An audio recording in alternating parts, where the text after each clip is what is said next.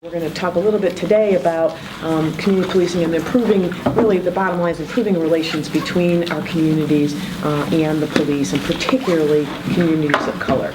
Because as we know, that issue is a barrier for us having stronger communities and having safe communities. And it's an issue across not only across our country, but particularly here in Chicago, one of real urgency.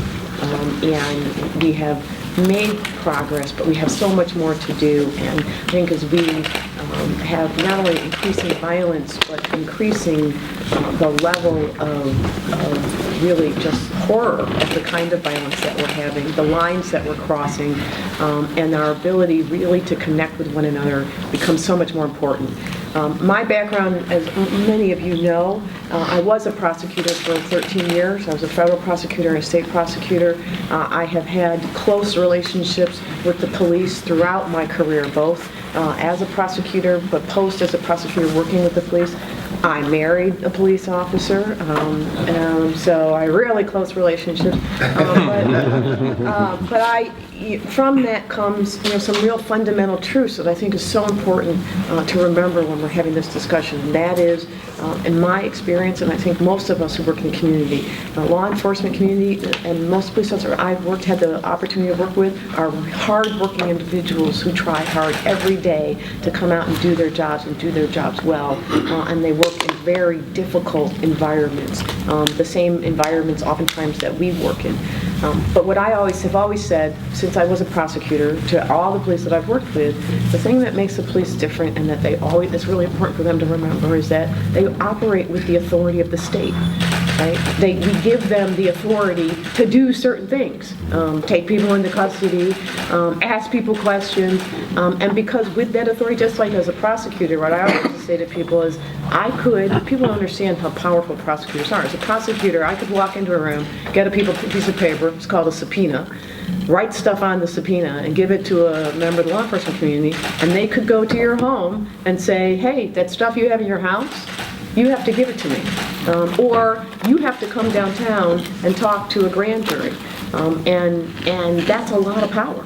And when that power comes accountability, and they have to be held to a high, when we give people that power, we have to hold them to a high standard. All the police officers I've had the privilege of dealing with, law enforcement community, I've had the privilege to deal with that, understand that, and aware of that. But you know what happens when you're working in a tough environment. Sometimes some people start assuming that everybody in that environment is a criminal, right? That everybody, they forget the fact that the overwhelming majority of people in that environment think just like they do. That people want the same things that the police want. They want to be able to walk their neighborhood safely. They want to be able to get to their store and get to their school safely.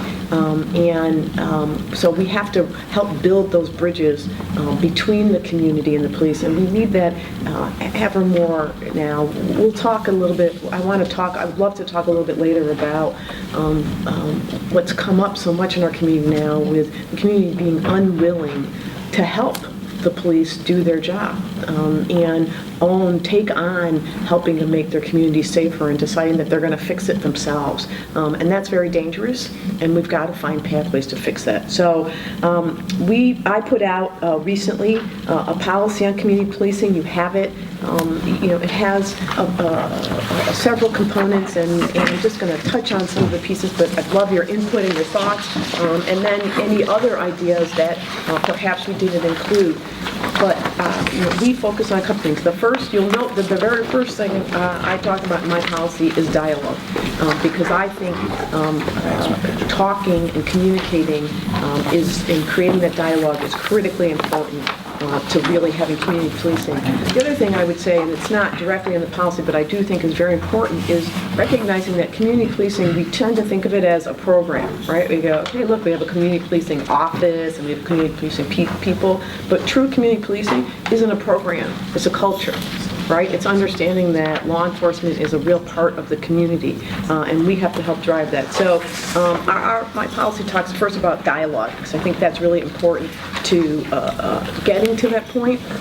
And then, but then we talk about some other things. I think we have to talk about making sure that at the federal level, we recognize that there is racial profiling, and that we have to address it and deal with it, and say exactly what it is, that it's not right, that you can't assume that everybody who looks a particular way must fit a criminal profile.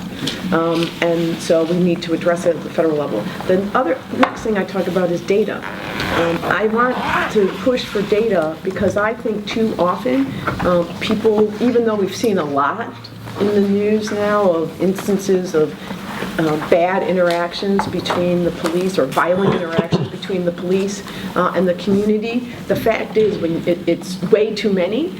But it's still not enough for people to think that. A lot of people just go, well, that only happens occasionally. That's not a big deal. And we know, because we work with people in the community, that too often those negative interactions, they may not turn violent, but they're negative a lot. And we need to have data to help elevate this discussion. I also then talk about training. Our police officers need training. They also need body cameras. We need to fund that, because the more that we can bring to light through cameras and visibility some of the issues that we're having, the better the better able we will be to address them. And the last thing is the demilitarization of police forces. I think nothing shocked, I think, people more in Ferguson than when the police first came out looking like they were in a war zone. And that right there set the tone for what the interaction between the police and the community was going to be. And it went downhill from there, right? Because when you come out saying we're dressed and ready for war, it makes it very hard for people to engage with you at a human level. And so I think our police don't need, there are instances, but not typically dealing with the community, where our police need to protect themselves at that high level, but not in engagement with the community. And I think we need to stop, demilitarize our police forces and let them be members and engage with the community.